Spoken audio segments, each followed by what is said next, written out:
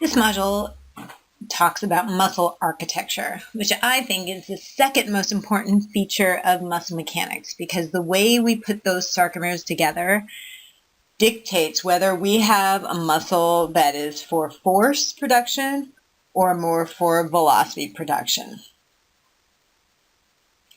So by the end of this module, you're going to be able to compare muscles with their data. Okay, so here we have the biceps femoris versus, or comparing to the gastrocnemius. Okay, so the mass of the biceps femoris is 128 grams, and the mass of the gastrocnemius is 150 grams. We're going to assume that those are pretty close, right? And mass is just how much meat is on your plate, right? A chunk of meat, that is the biceps femoris, versus a chunk of meat, that is the gastrocnemius, and we're going to assume the chunks are the same weight. How they are built will dictate their mechanics. So we have this factor called the PCSA, or the physiologic cross-sectional area, and we'll talk about that later in the module.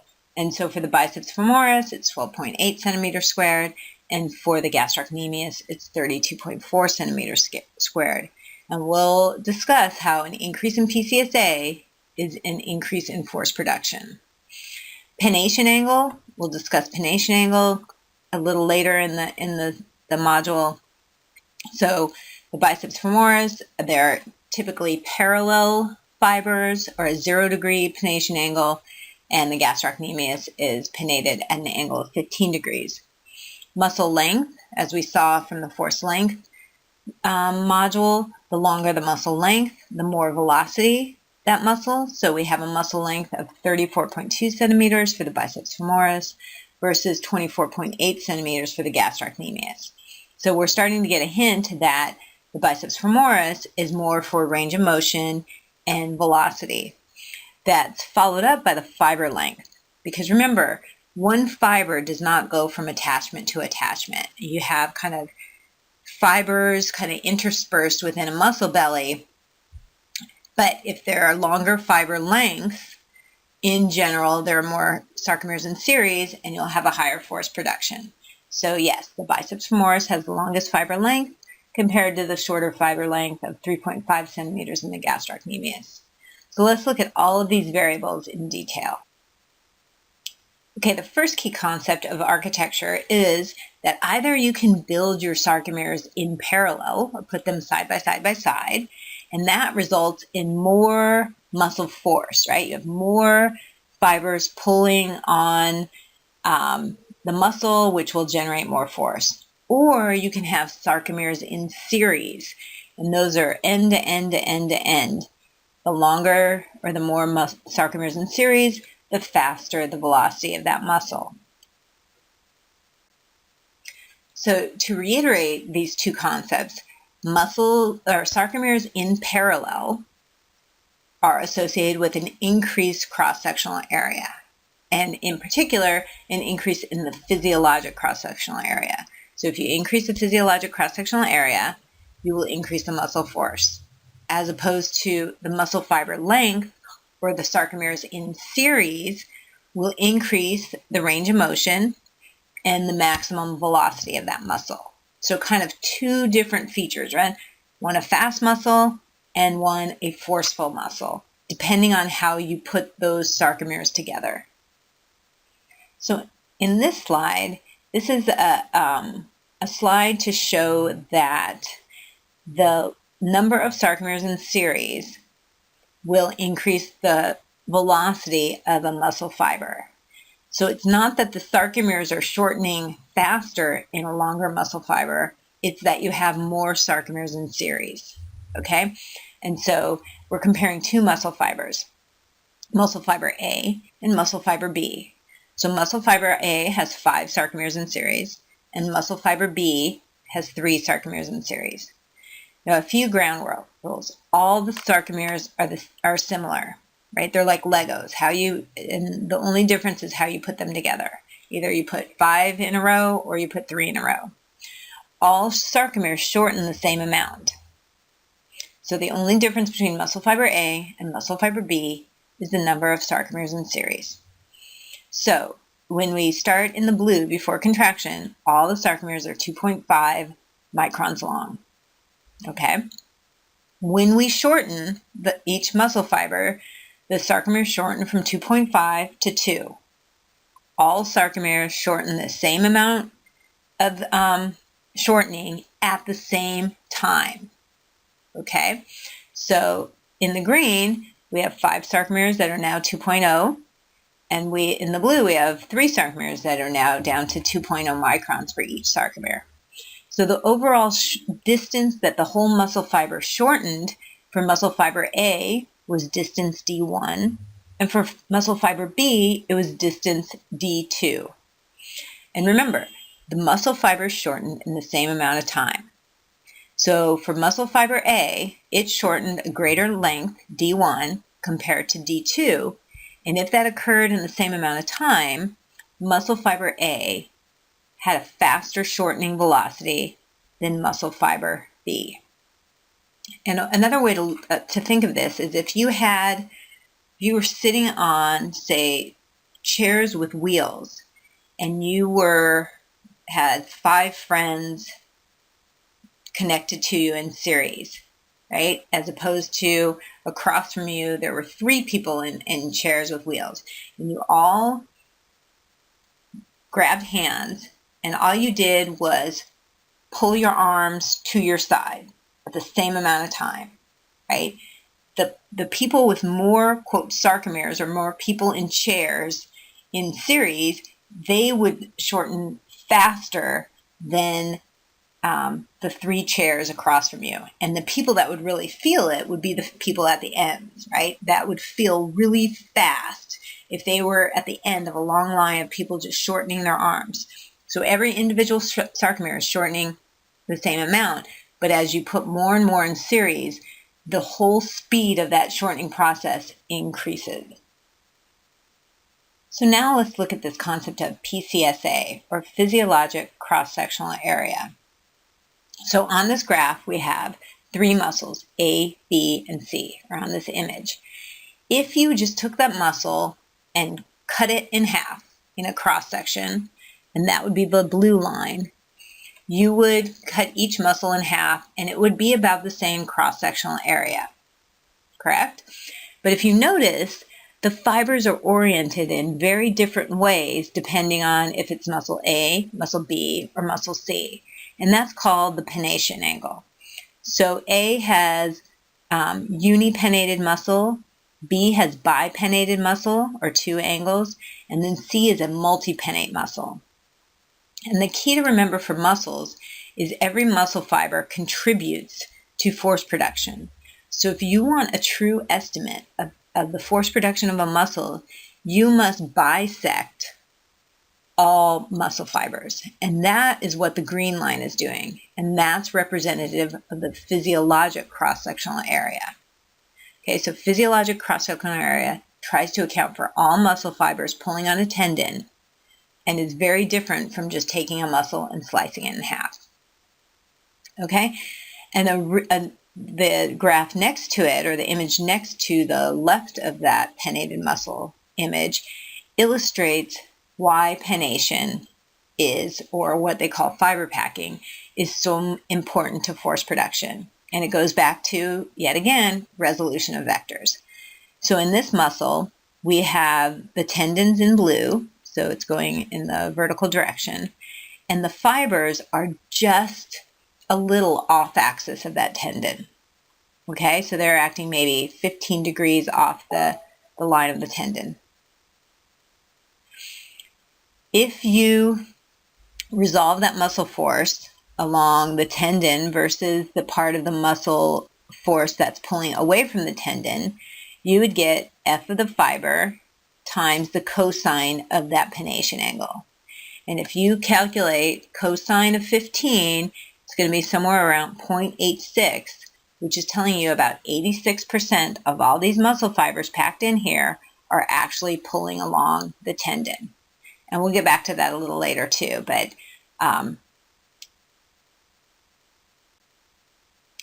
so here's another view of a pennated muscle fiber. So you see the 2 tendons pulling. and the muscle is a little bit off axis. Okay, so it's at an angle. And so the force along the tendon is the force of the muscle times the cosine of that angle. And so since the cosine of an angle between 1 and 30 degrees is pretty high, the majority of that muscle force is actually acting along the tendon. This slide illustrates the application called fiber packing within the prep guide. So on the left, we have, or in this image, we have two muscles represented by this rectangle, right? So the rectangles are the same size. So the amount of muscle is the same. How we organize the fibers is going to be different. So in the left muscle, we've taken fibers and laid them parallel to each other, side by side. And we have 1, 2, 3, 4, 5, 6, 7, 8 fibers pulling along the tendon. So that force of that muscle is 8 fiber force productions times the cosine of 0, because there's no pennation angle. And the force of that muscle is 8 units.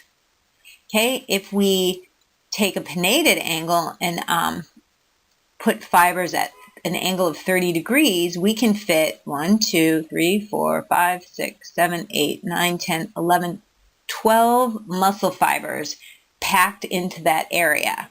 Okay, that's why it's called fiber packing. So if you put fibers at an angle, you can pack more into the muscle. So the force of that muscle is 12 muscle fibers times cosine of 30. Cosine of 30 is 0.87. 0.87 times 12 is 10.44. So you have increased the number of muscle fibers and increased the force production by about 30%.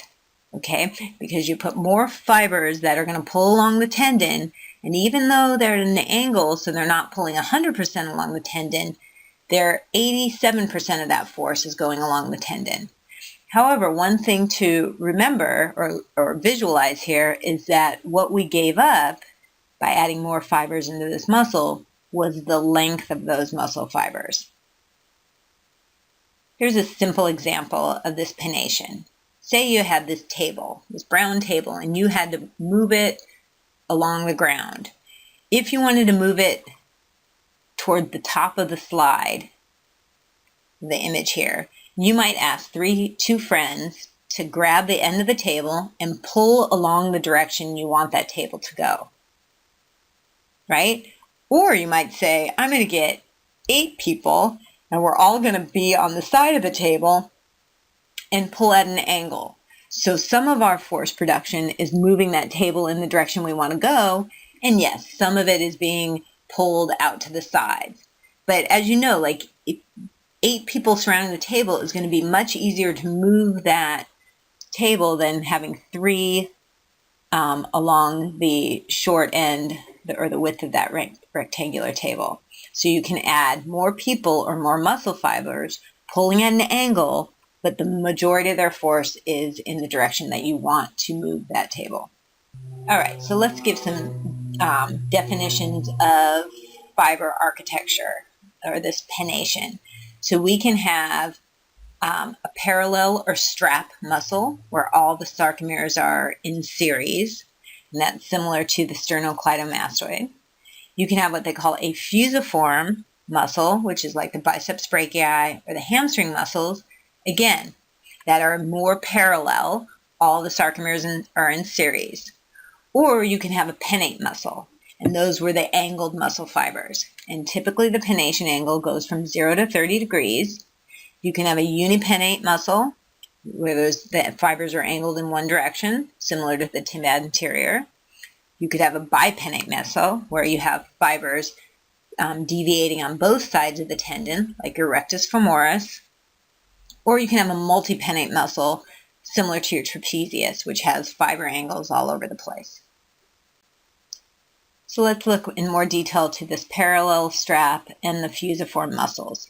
So their fiber orientation is parallel to the tendon, no pennation angle, very similar to the biceps brachii or the sartorius. So we have an image of our biceps brachii. So you can see the long fiber length in green. and the physiologic cross-sectional area in blue. Usually these muscles are designed for excursion or range of motion and speed or velocity. And usually the more parallel muscles are multi-joint muscles, because if they're two-joint muscles, they need to have a larger range of motion. If we look at the pennate muscles, they have angled fibers that are oriented at a certain angle to the tendon, and they are designed for stability or torque production, right? The whole idea of fiber packing is to increase the force production of those muscles so you can generate torque or stability at that muscle. So here are images of unipennate and multipennate muscles. So on the left is a unipennate muscle. So all the fibers are packed in at a certain angle from the tendon. So you can see the fiber length in green is much shorter than we saw in the biceps brachii muscle. But the physiologic cross-sectional area, which bisects all the muscle fibers, is much greater. So you have more muscle fibers pulling along that tendon, and it generates more force and thus more torque production in that muscle. On the right, we see the trapezius muscle. So we see it's also a pennated muscle.